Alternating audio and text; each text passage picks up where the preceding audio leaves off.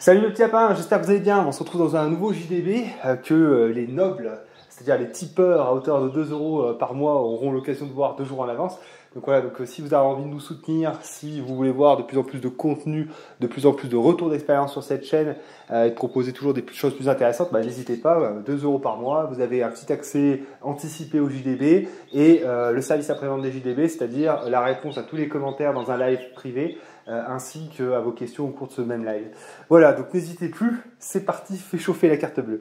Alors là, je vais vous montrer vite fait, on est à l'intérieur, je pense que vous avez compris. Je vais vous montrer un petit peu là, puisqu'on a fait fonctionner la couveuse pour faire un peu des naissances, afin de revaloriser un petit peu notre cheptel de poules, qui s'est pas mal amenuisé, parce qu'on a dû faire face à quelques maladies, pas mal de problèmes. Ce qui fait que là, il faut qu'on retrouve une population assez intéressante. Et donc, c'est pour ça que là, on s'est mis à faire couver pas mal des œufs de nos poules. Et Roland a profité de l'occasion pour nous emmener de ses œufs aussi, puisque lui aussi, son cheptel est à refaire. Donc là, ça c'est le seul survivant d'une session qu'on a fait avec une couveuse que nous avait laissé Mode, mais qui a un taux de réussite bien trop bas pour être intéressant.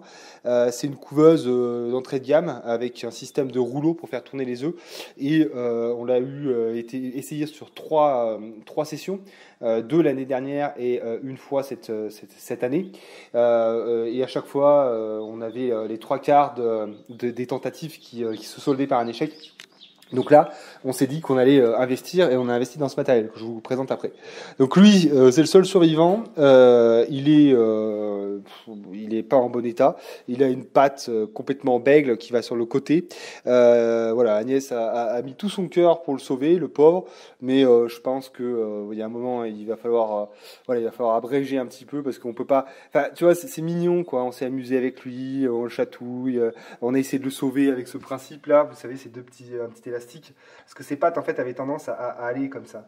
Et donc on a vu sur internet que certains s'amusaient à mettre des petits élastiques comme ça pour lui permettre de réunir ses pattes, faire un petit peu de la rééducation. Mais bon, enfin, si on commence à faire de la rééducation sur les volailles, il y a un moment, faut arrêter le délire quoi. Donc voilà, donc là, on s'est amusé avec ce machin parce que on avait que ça à faire.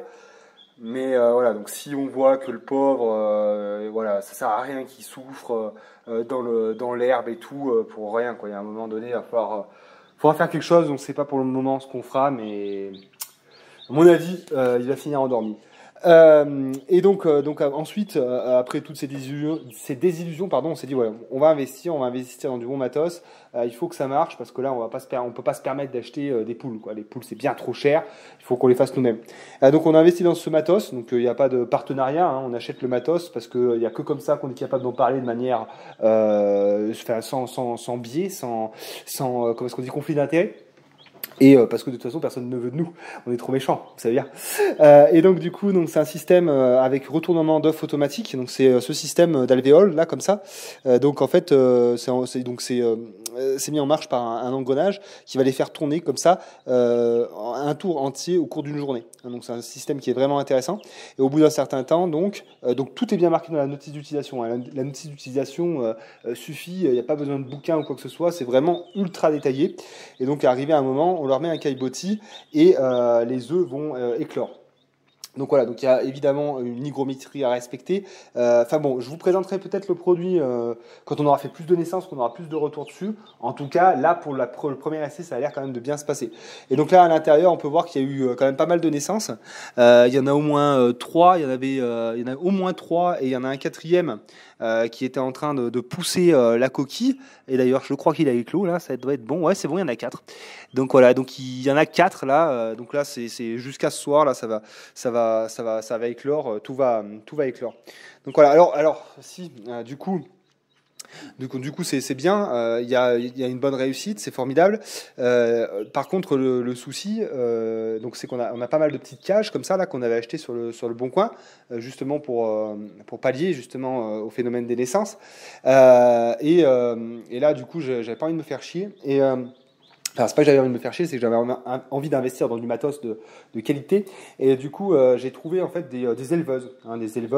Donc c'est une série de 3 cages c'est vraiment super bien fait avec une résistance qui passe à l'intérieur, qui chauffe les 3 cages, un système d'abreuvoir et de mangeoire, tout étudié, tout super bien fait.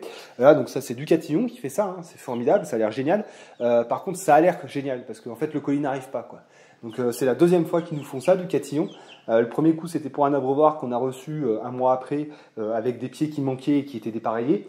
Et là maintenant c'est une éleveuse qui était censée partir au 5 qu'on n'a toujours pas reçu à ce jour, quoi. Donc il y a un sérieux qui est vraiment à retrouver là chez cette entreprise, parce que là jusque là nous c'est zéro, quoi, hein. C'est zéro en termes de service client, c'est zéro. Pareil, la réactivité quant au mail, il n'y a personne au volant, quoi, hein. Donc là vraiment il y a de gros efforts à faire. Donc voilà, bon, enfin, et donc celle-là elle est issue, je sais plus où je l'ai acheté celle-là, mais justement Ducatillon propose à peu près la même en verte. Et celle-ci, oui, j'ai dû l'acheter, je crois, sur Amazon. Voilà, bon ben, voilà où on en est un petit peu avec ces naissances. Donc là, on va prendre un petit blouson et puis on va aller dehors. Alors, vous allez voir que le temps n'est pas fameux. On est sur une semaine de pluie, c'est le printemps, c'est un vrai printemps pour cette fois-ci. Un printemps gorgé d'eau, c'est une très très bonne chose, parce que du coup, ça tombe très bien, puisqu'on a tout mis en terre. Parce que la végétation, la prairie, tout est en train de bien prendre. Vraiment, c'est une très très bonne saison, c'est un très bon printemps. Voilà. Et donc pour moi, vous allez voir ça, pour moi c'est un beau temps. Alors attendez, je vais éteindre la lumière. J'habite ici, mais que pour les vidéos en fait, moi, hein. Sinon le reste du temps, je suis en ville. Et oui, et oui. Ah les petits chatons. Comment? Ouais, j'ai la bonnette, ouais, c'est bon. Alors du coup, ouais, donc voilà. Donc, ce que j'ai envie de dire, c'est que souvent, hein, les chaînes d'autonomie, c'est toujours le beau temps, le soleil, les beaux rayons de lumière, hein, qui font scintiller des petites perles de rosée sur les salades au jardin. Hein, c'est beau, c'est magnifique. Pour moi, ça c'est un beau temps parce que c'est un temps de saison. Voilà. C'est un temps gorgé d'humidité, plein d'eau.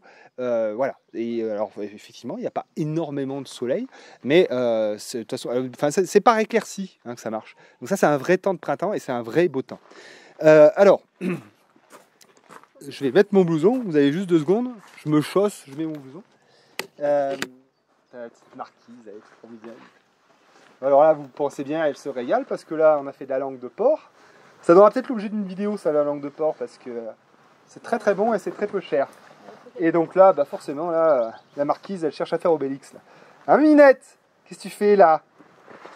Hop, je chausse mes cheveux. Parce que c'est l'eau vinaigrée. Hop, ça les vermifugera. Voilà, alors, on va aller voir un petit peu les quelques cultures. Donc là, on va aller dans la partie potager plaisir. Donc je souhaite vraiment dissocier les deux. Hein, c'est que là, on va être dans une partie potager très esthétique, très agréable, avec des petites cultures, c'est des petites cultures familiales. Hein, là, on a vocation à pas faire des grosses quantités. Hein, c'est vraiment ce qu'il y a autour de la maison. Hein, comme je dis la plupart du temps, les grosses cultures sont appelées à être là-bas. Hein. Et donc ça va progresser justement avec cette histoire des irrigations, etc. Donc là, il n'y a rien qui a avancé pour le moment, hein, tout simplement parce qu'on est bloqué pécuniairement parlant. Puisque là, en fait, ce qu'il nous faut, c'est une porte PVC de manière à créer ce vestibule. Hein, ce vestibule qui, après, permettra de mettre la couveuse ainsi que les éleveuses à cet endroit-là, et donc de ne plus avoir la ferme dans le salon, quoi. Hein, et bon, pour l'instant, voilà, on est obligé de stopper ça, puisqu'il nous faut cette porte PVC afin de pouvoir construire l'ossature, etc. Et donc ça viendra le mois prochain, hein, puisque les finances, là, sont au plus bas. Alors, on y va. Alors... donc pour l'instant ici on n'a pas mis grand chose. On a mis des radis là qui sont bien sortis sans aucun problème. Ici donc ce grand carré reste bâché puisque dedans celui-là et celui-là il va y avoir des choux. Alors celui-là je crois pas, mais celui d'en bas on va mettre des choux, ça c'est certain. Agnès, t'as prévu de mettre quoi dans celui-là là? Tu sais pas encore. Ce qui a marqué sur le plan, effectivement, il y a tellement de choses que maintenant on est obligé de se référer au plan. Ça doit être peut-être un peu de cucurbitacées, pardon. Mais oui, voilà, c'est-à-dire que maintenant il y a quand même beaucoup de planches. peut pas se rappeler toujours de tête ce qu'on met. Donc voilà, donc là les petits radis, là les fraises à cet endroit-là. Donc ça, on les avait bien effeuillées proprement, désherbées, et donc là, bon, elles sont bien fleuries. Je pense qu'on aura une jolie récolte. Donc là, c'est pareil, faut espérer toujours qu'il y ait de l'eau, hein, parce que les fraises, c'est pareil, plus il y a d'eau, hein, plus ça va en faire. Donc voilà. Donc ça, c'est pareil, ça aura l'occasion de changer, parce que là, on voit quand même qu'il n'y a pas beaucoup de logique là-dedans. On voit qu'il y en a partout, et c'est le foin. Donc là, on est certain de chercher, de fouiller. Donc c'est pas du travail, hein. Si on veut faire une récolte, on fait une récolte en ligne. Enfin voilà, faut être pragmatique. Et donc là, on est vraiment encore une fois dans le décoratif.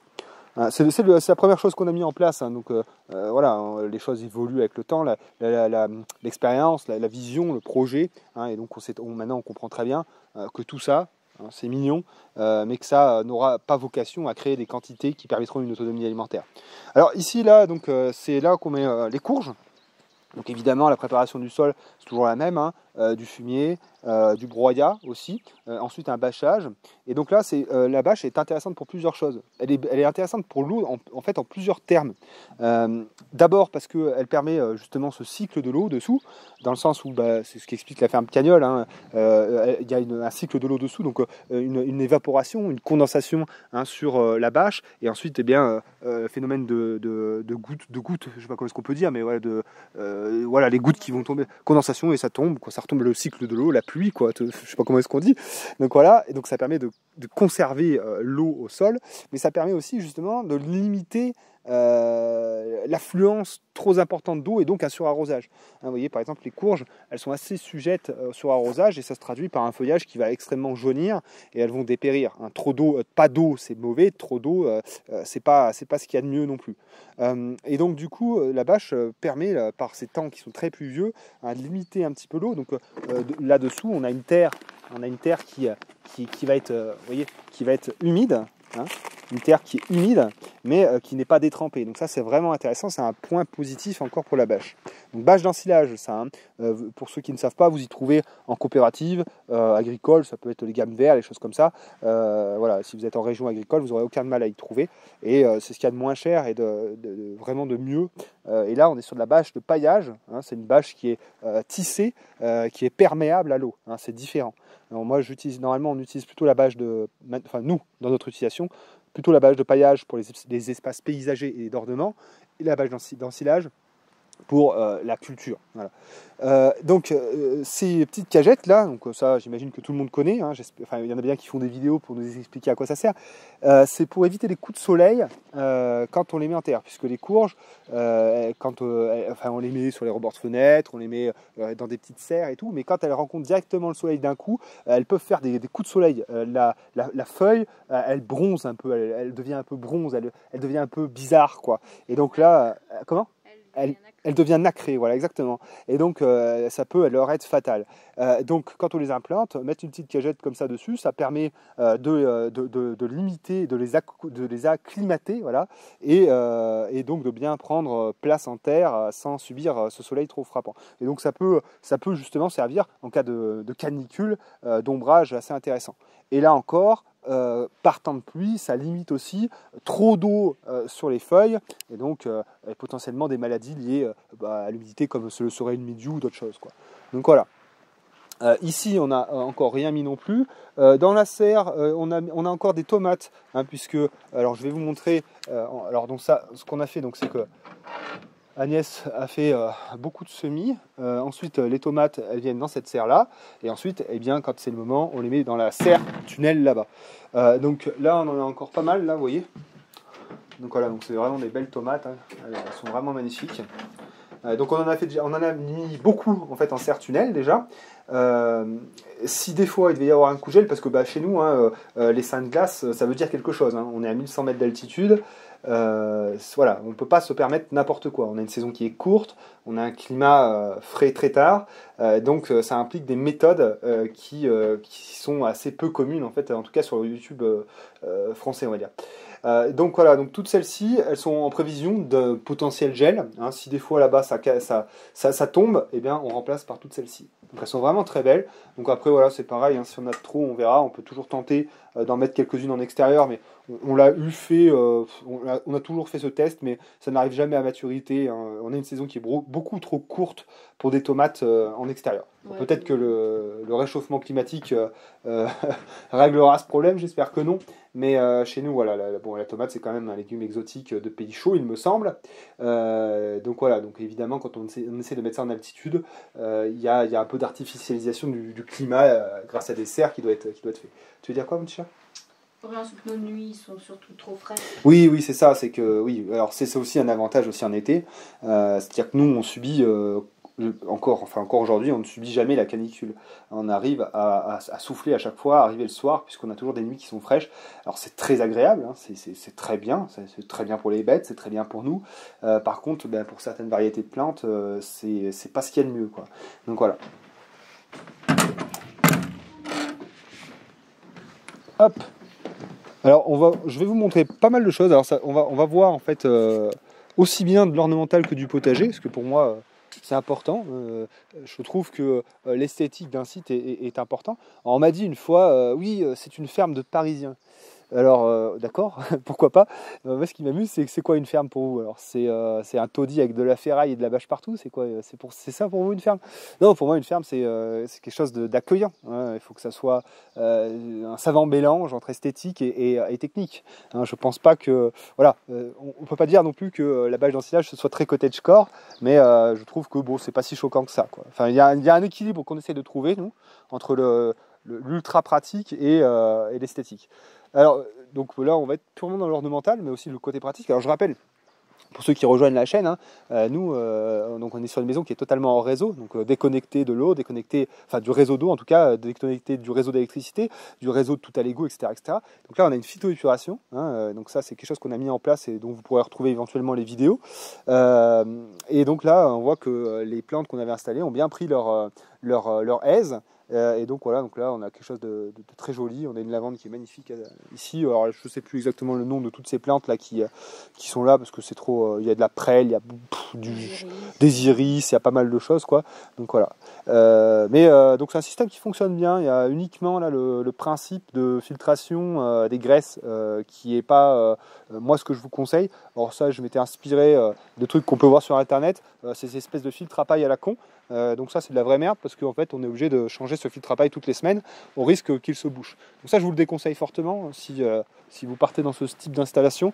Je vous conseille plutôt de mettre un bac à graisse standard, hein, puisque là vous allez voir c'est ce genre de choses. Là on a un petit panier, un petit écumoire comme ça, un petit chinois on va dire, et de la paille qu'il nous faut changer à peu près toutes les semaines. Donc c'est vraiment pas, moi je ne conseille pas du tout ce système parce que c'est ça va pas ouais, ça va pas. C'est pas... non, ça va pas. Voilà, alors du coup, je peux vous montrer aussi vite fait. Alors là, c'est pareil, là, c'est un endroit qu'on avait nettoyé cet hiver, puisque c'était pas suffisamment... C'était un peu trop le fouillis. Donc là, en fait, on avait tout bêché et couvert de broyat, et on avait remis les framboisiers en ligne, bien proprement, et puis on avait taillé un petit peu cette ronce-là de mur. Voilà. Les fruits rouges ici, c'est toujours génial. Hein. Alors là, c'est pareil, là, j'ai fait un petit nettoyage pendant qu'Agnès faisait ses petits plants de tomates dans la serre. Là, moi, je me suis occupé là, de faire le nettoyage des topinambours, merci. Donc voilà, donc on a décidé d'installer les topinambours là, qu'elles prennent bien toute la place, qu'elles colonisent tout. Donc les topinambours, c'est très intéressant, c'est assez bon. Alors il faut y aller doucement évidemment, mais ça peut être aussi très intéressant dans l'optique de nourrir un cochon. Donc voilà, donc là il m'a suffi de passer un petit coup de griffe, de retirer la plupart des mauvaises herbes. Après c'est pas une culture hein, qui est très fragile. Il n'y a pas besoin non plus de vouloir faire en sorte que ce soit totalement nickel. C'est très puissant une fois que c'est implanté. Une fois que c'est implanté, hein, parce que on a déjà eu les premières années fait la tentative en se disant oh, c'est nickel, ça pousse partout, d'y mettre dans du fouillis. C'est comme tout. Si tu n'y aides pas un petit peu, ça prendra jamais place, quoi. Et les rats les avaient mangés. Ah oui, ça aussi, c'est quelque chose dont il faut parler. On dit beaucoup de choses, mais quand on est arrivé là, qu'on a voulu commencer à faire du potager, et qu'en plus on avait négligé, on avait énormément négligé en fait les abords de la maison, puisque quand on faisait la rénovation, on pouvait difficilement faire tout ce qu'on avait à faire en termes de bricolage, de construction, de rénovation, et puis en même temps d'entretien. C'était pas possible d'allier les deux. Donc du coup, il y a eu beaucoup de négligence, ce qui fait qu'on a eu une population de rats-aux-pieds et de rongeurs qui s'est énormément développée, et quand on a voulu attaquer le potager, on s'est trouvé en fait face à ça, et ça a été très dur. Les rongeurs sortaient les graines, donc il était impossible de faire des semis, ils sortaient les graines, ils bouffaient tout, les patates se faisaient ruiner en 2 secondes, tout était bouffé, quoi. Donc à force d'entretien du terrain, force de nettoyage, on va dire, et puis à force aussi du travail de nos chats qui ont fait du très gros travail. Là maintenant on arrive sur quelque chose d'à peu près tranquille. Alors on a toujours quelques rats, mais voilà, rapaces, poules, renards et chats font le travail de régulation qui est pas trop mal. Alors ça arrive quand même encore une fois de piéger. La pression des rats-aux-pieds, on n'en viendra jamais à bout. C'est une espèce qui a une croissance exponentielle. Ça, on en a beaucoup parlé avec Roland, parce qu'il fait des formations là-dessus. Il a fait des formations justement sur le piégeage. Les anciens, vous leur parlez des rats-aux-pieds, vous allez voir leur gueule, vous allez comprendre ce qu'ils vont en dire. Mais du coup, voilà, quand il y a soit des tops, soit des rats-aux-pieds, il faut tout de suite piéger. Alors pourquoi les tops, vous me direz, c'est très gentil. Oui, sauf qu'elles créent des galeries qui vont déjà déranger les cultures, mais aussi dans lesquelles les rats-aux-pieds vont pouvoir,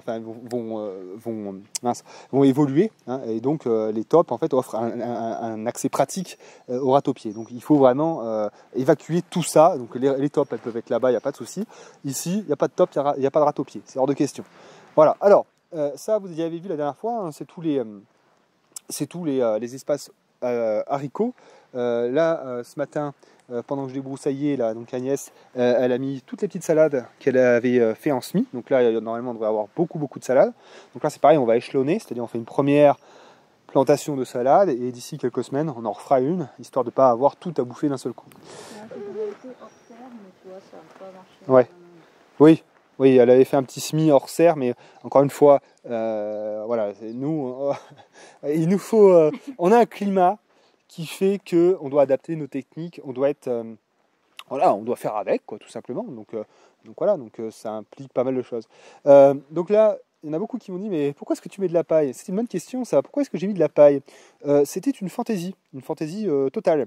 Parce que c'était le moment où je faisais la cure des poules. Je me suis dit, tiens, pourquoi pas en mettre? Donc vous voyez que cet espace-là, on n'en a pas mis. Cet espace, oui, alors simplement parce que je n'avais pas assez pour le mettre là, tant mieux d'ailleurs, puisque en fait après réaction, je me suis dit putain, mais c'est complètement débile, il va y avoir plein de limaces et elles vont bouffer mes haricots quand ils seront sortis. Et oui, exactement, c'est exactement ce qui est en train de se passer. Alors tout à l'heure j'en ai tué une, je sais pas où elle est, si elle est là, je l'ai tuée tout à l'heure, elle était là, elle est juste là. Mais bon, donc voilà, donc là c'est clairement pas la bonne idée que de pailler des semis fragiles qui vont bientôt sortir, s'ils vont se faire découper la tête directement. Donc le paillage là, dès que j'ai un moment, je vais tout y enlever et voilà, de manière à ce que mes haricots soient bien protégés. Donc là c'est pareil, encore plein de petites salades dans ce U. Donc ça c'est quelque chose, encore une fois, tu vois, ça c'est, on me demandait un petit peu les erreurs d'agencement, ce que vous regrettez. Bon, ça c'est peut-être quelque chose qu'on regrette un petit peu, voilà, ce genre de truc là, un kéole. Alors c'est mignon, c'est très joli, ça fait sympa, ça n'a aucun intérêt pratique déjà, et surtout avec notre terre, c'est pas le bon plan. Je rappelle, on a une terre qui est extrêmement sableuse, qui est très drainante.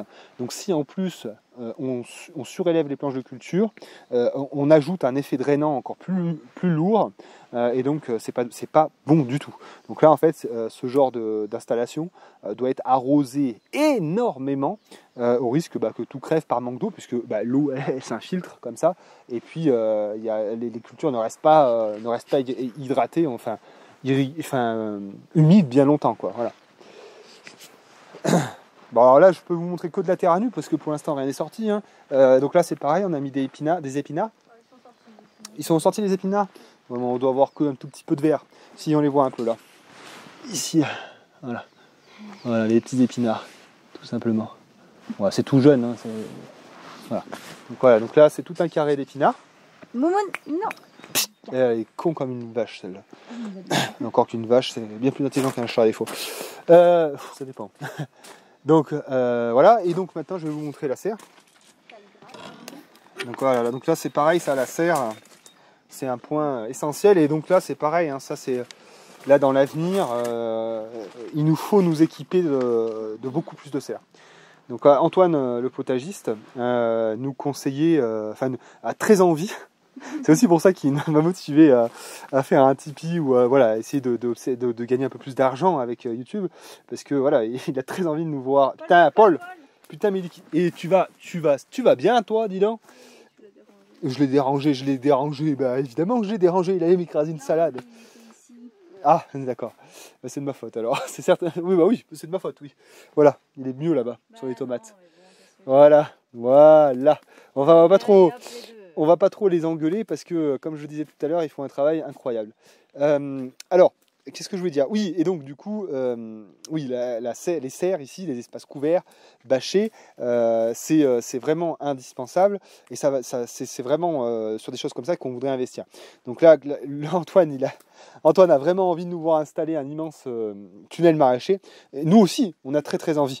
Mais pour l'instant, évidemment, on peut pas diriger les finances partout, hein. Je vous ai expliqué qu'on a fait des investissements sur la couveuse, sur l'éleveuse, qu'on a des matériaux à acheter pour le laboratoire, qu'il y a énormément de choses où on doit mettre de l'argent. On peut pas tout faire. Encore une fois, abonnez-vous, hein, vous y verrez dans les années prochaines, hein, puisque clairement, c'est vers ça qu'on va aller, hein. Grosse serre tunnel avec une largeur énorme. Voilà, c'est clair qu'on va aller vers des choses comme ça. Voilà, donc ici, les tomates qu'on a mis en terre, qui sont déjà bien belles, ma foi, bien jolies ces petites tomates. Et puis, tout est encore plein de salades au pied. Donc le jeu, c'est quoi? C'est évidemment que les salades, elles vont pousser beaucoup plus vite que les tomates. Hein, donc l'idée, c'est que de récolter ces tomates, récolter les salades, alors que les tomates sont pas très grandes. Et puis ensuite, on laisse uniquement la place aux tomates. Alors c'est pareil, les tomates, c'est toujours pareil. Il y a une taille, hein, ça c'est, voilà, vous pouvez déblatérer tant que vous voulez avec le fait qu'il ne faut pas tailler, etc. La taille c'est hyper important, donc là forcément pour le moment il n'y a rien, mais voilà, pour ceux qui ne savent pas, ça m'étonnerait qu'il y en ait qui ne savent pas, mais il y a toujours des petits gourmands qui vont pousser ici, donc on les retire et on va avoir une seule tige charpentière. Qui va être bien solide et qui va ensuite donner de gros fruits. Donc la taille en fait ça permet plein de choses. Ça permet déjà premièrement d'avoir une belle lisibilité, hein, c'est-à-dire d'avoir quelque chose de bien clair, hein, parce que voilà, ce qu'on veut quand même, c'est pouvoir récolter simplement, c'est pouvoir être attentif aux maladies, etc. Et tout ça, ça se fait pas dans un fouillis, hein. Donc une jungle de tomates, c'est pas du travail. Voilà, c'est bien, ça fait permaculteur, mais c'est de la merde. Donc du coup, déjà, il faut une belle lisibilité. En plus, c'est très bien justement pour la circulation de l'air, et donc que le feuillage soit sec plus rapidement, et donc ne pas encourager l'arrivée du mildiou évidemment, et puis je sais plus ce que je disais, et puis avoir des fruits qui sont vraiment beaux et gros. Voilà, donc là ça se fait avec des petites, donc là on a mis en place les ficelles, donc on va venir attacher ça au pied, ça vous l'avez déjà vu, puis hop ça monte comme ça. Voilà, donc chaque année on les met au même endroit, on ne fait pas tourner les cultures, déjà parce qu'on n'a pas plusieurs serres, mais aussi parce que, c'est pas juste pour ça, et donc ce qu'on fait, c'est que on enrichit toujours cette terre chaque année. On met du fumier, on met de la litière des poules, on met un peu de broyat, histoire voilà, de donner un peu de structure à cette terre, un peu de richesse, et jusque là, voilà, ça fait depuis qu'on est là qu'on met les tomates chaque année, et les récoltes sont toujours aussi bonnes, et même meilleures, puisque plus ça va, plus on a de temps, c'est ça aussi, plus on a de temps à allouer, et on peut vraiment faire un suivi sérieux des tomates, hein. Ça c'est clair que voilà, s'occuper d'une culture, évidemment derrière on a les fruits du temps qu'on passe dessus, quoi, tout simplement. Voilà, pourquoi tu as mis des petites pierres partout? C'est les pierres qui servent aux bâches normalement? Oui, mais en fait c'est pour pas que tu m'arraches mon basilic, que tu crois que c'est des mauvais. D'accord. Jamais de la vie, je sais très bien reconnaître un basilic. Voilà, donc voilà pour la serre. Donc voilà, donc toujours. C'est vrai que bon, après on aimerait vraiment avoir encore plus d'espace couvert, ça nous permettrait beaucoup plus de choses. Mais bon, chaque chose en son temps. Il y a pas mal de semis encore ici aussi. Voilà, Agnès vous montre les courges. T'as mis quoi là? T'as mis Du potimarron et concombre. des concombres. Ça, c'était encore des courgettes. Parce Des courgettes, parce ouais. qu'en fait, les premières, elles avaient pris Et ça, le c'est gel, quoi, là? mais elles sont Des c'est fleurs. des cornichons. Des Et cornichons. à côté, c'est des D'accord. œillets. Voilà, donc pas mal de petites choses. Donc là, c'est Agnès qui est aux manettes sur les semis. On se répartit le travail en fonction du goût. Agnès est quelqu'un de très méticuleuse, elle aime beaucoup ça. Moi, c'est plutôt motoculteur, c'est plutôt préparation de la terre. Voilà, on gère comme ça. Alors, il y a des choses que j'aime bien. La taille des tomates, par exemple, c'est quelque chose que j'aime bien. Bon, enfin bref, en fonction du goût, on se répartit les tâches. Donc là, pas mal de choux qui iront dans les carrés que je vous ai montré tout à l'heure. Voilà. Non, on ne peut pas dire que le potager, ce soit ma passion première, à moi. Mais j'y prends goût. Et après, voilà, c'est pareil, on peut pas tout aimer. On peut pas tout aimer dans le potager. Il y a des trucs que j'aime mieux. Bon, Agnès, je pense pas que passer motoculteur, ce soit son délire, quoi. Voilà, c'est ça, je pense. Pas trop ton truc, quoi.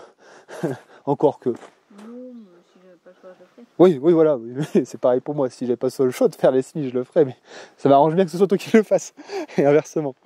Voilà. Mais je pense qu'on a fini ici, on va pas aller plus loin.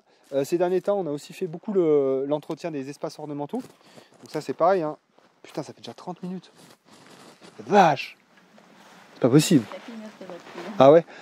Donc on a fait beaucoup l'entretien des espaces ornementaux, parce que ça c'est pareil, c'est quelque chose dont il faut parler.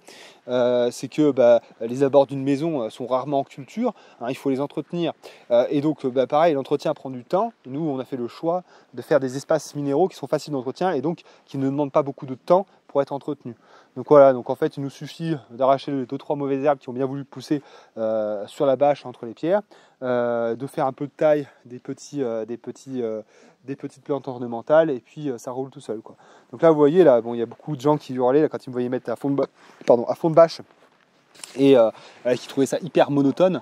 Bon, c'est ce que je dirais à tout le monde tout le temps, c'est tout le temps pareil, c'est qu'un jardin ça se fait pas en une année, ça se fait pas en 2 secondes, pour qu'il soit beau, il faut le temps que les plantes se développent, qu'elles prennent du volume.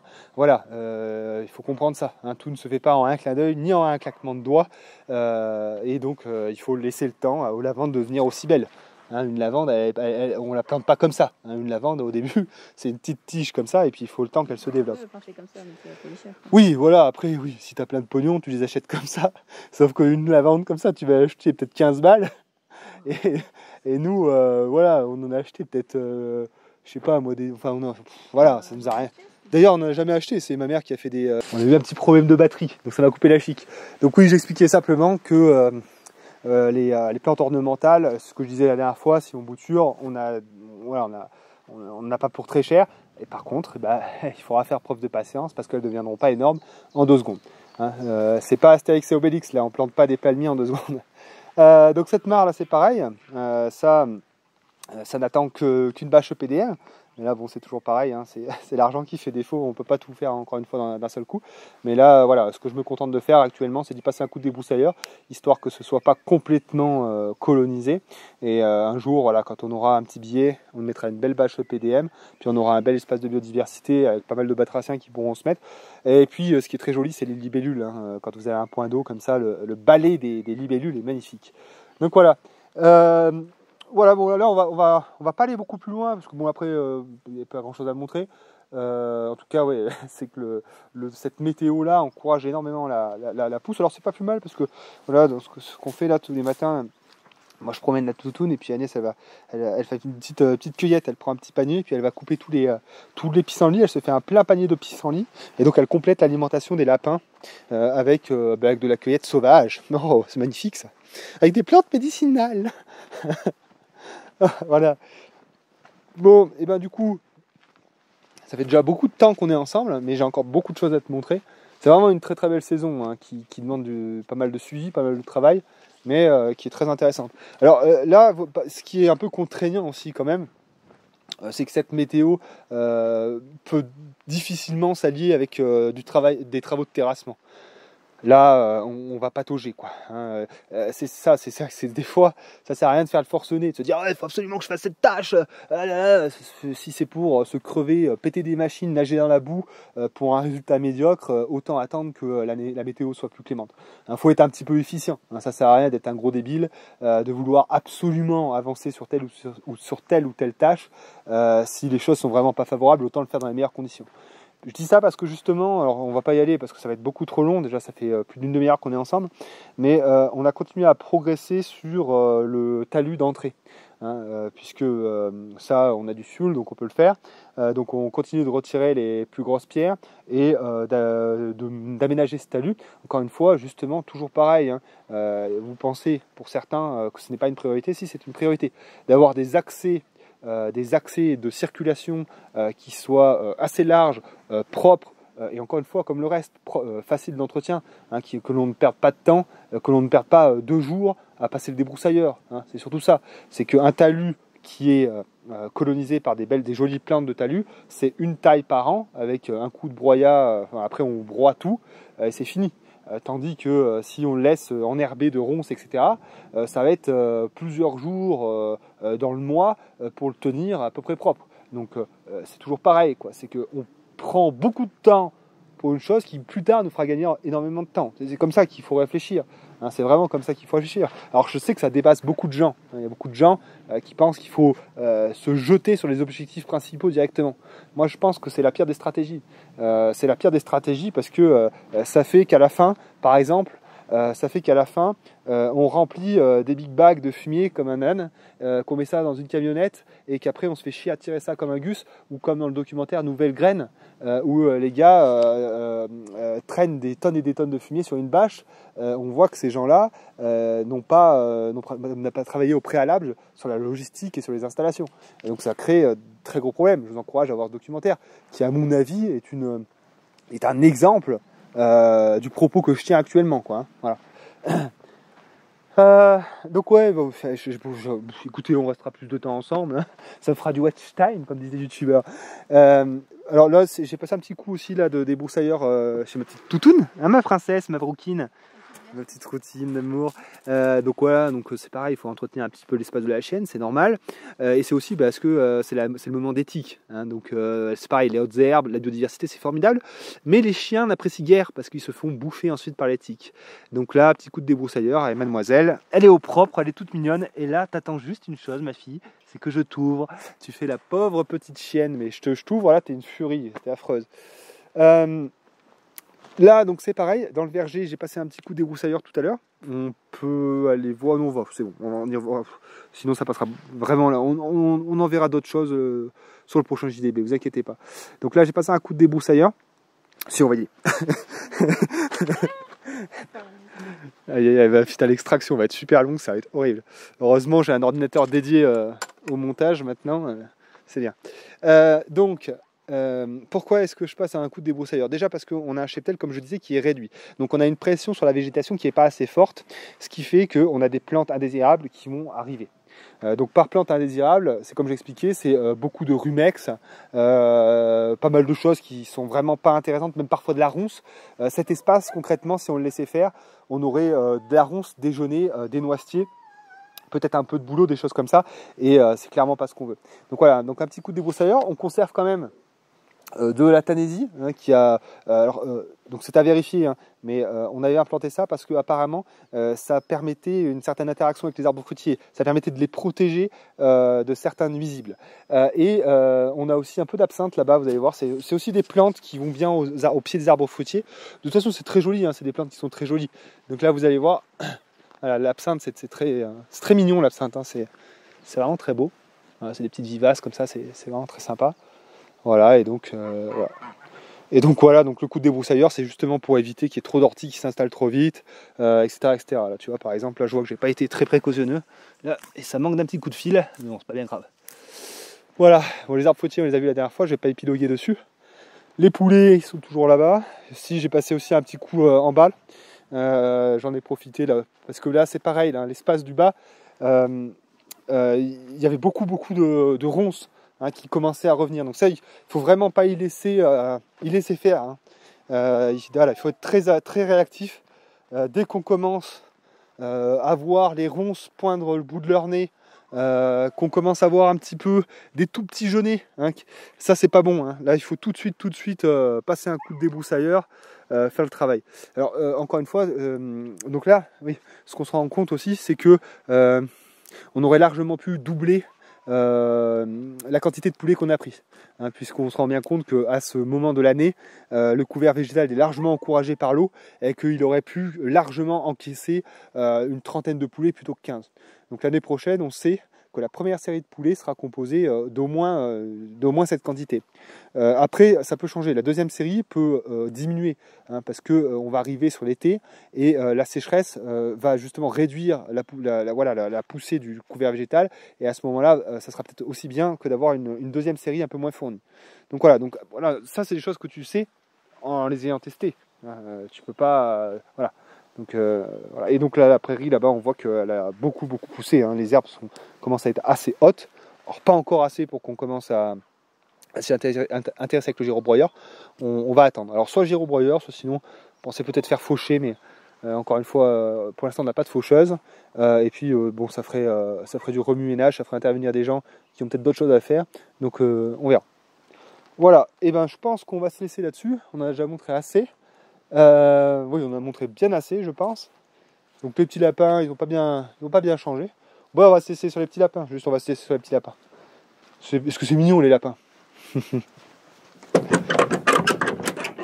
On va se laisser sur les petits lapins. Ah là là.